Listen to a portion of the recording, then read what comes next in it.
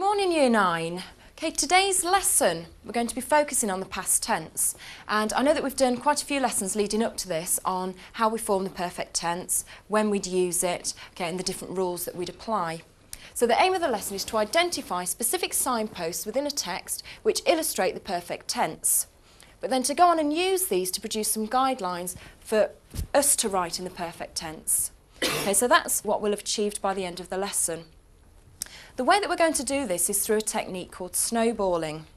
Okay, and you've probably done this in some of your other lessons, and it's where, as the lesson progresses, you will work from being on your own, and then in pairs, then in fours, and then finally in a group of 8.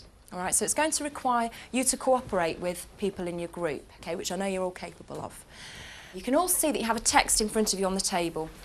On your own, first of all, what I'd like you to do is to skim through the text, and using a highlighter pen, I'd like you to highlight all of the verbs in the past tense. Okay, so you're looking for the person, the part of avoir or être, and the past participle, and that tells you that it's a verb in the perfect tense.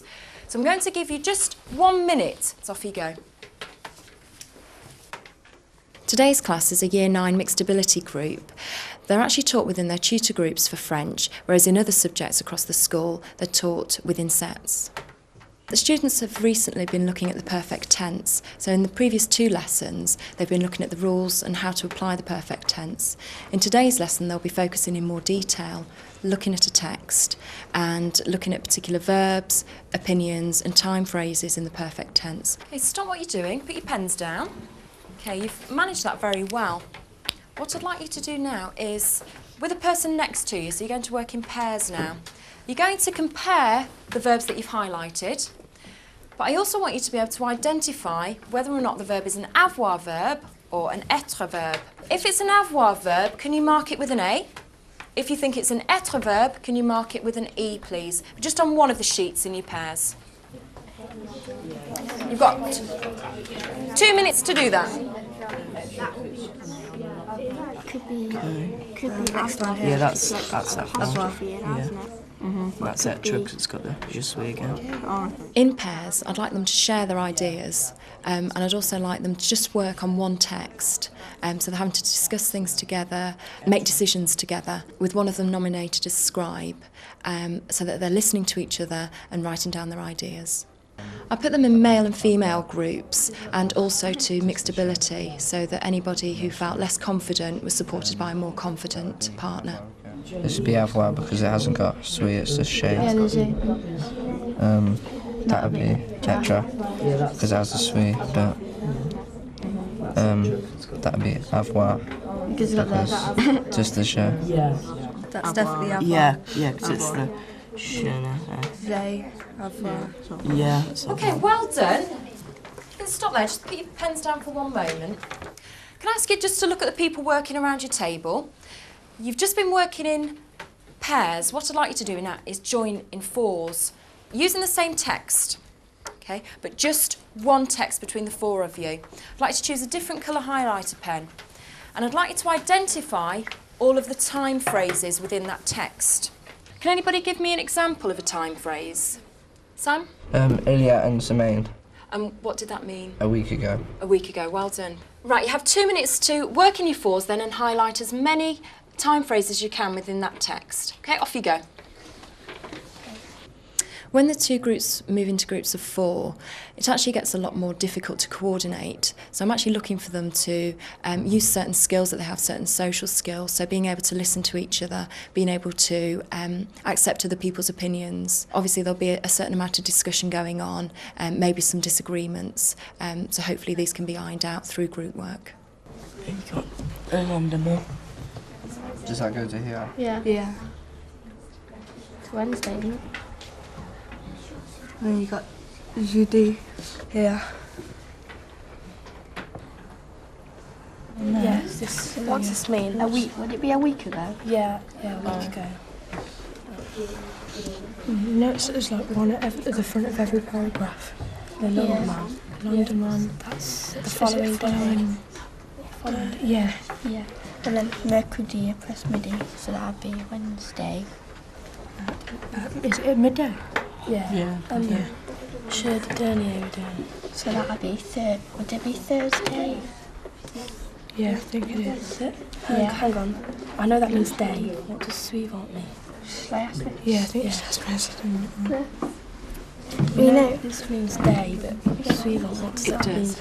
If you have a look further up your text, you can see a word called le lendemain. Did you decide what that meant? Yeah, the next following day. Yeah, the following day. Le jour, you said it means...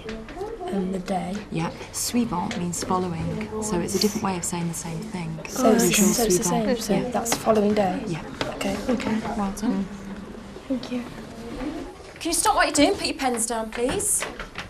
Final activity then, and probably the most difficult. Okay, we're going to work in eights.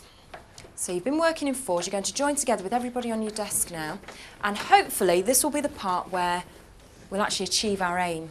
Okay, so our aim is to produce some guidelines for writing in the perfect tense, and that is your task within your groups of 8. So you'll see some flip chart paper and a marker pen on your tables. I'd like you to discuss all of the things that you've looked at today, all of the things that you've highlighted on your sheets, everything you've learnt so far about the perfect tense.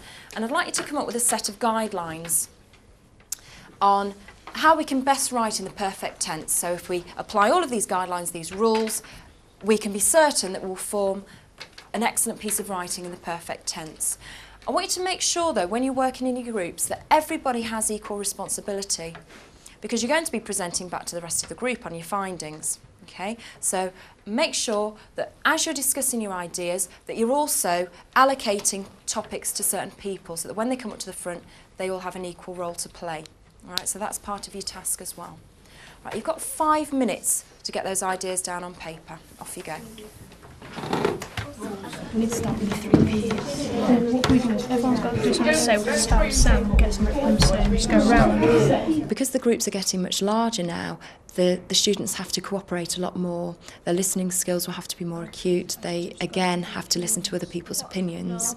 And they have to share information, have confidence to actually talk in front of a large group of students.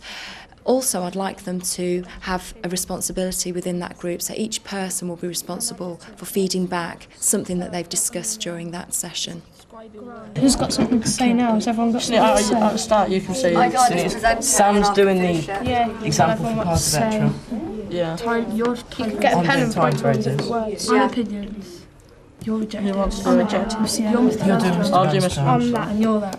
Is that everyone then? Polly's doing the 3 P's. What are you doing? Yes. My 3 P's put example. And then what's your example? Je suis allé.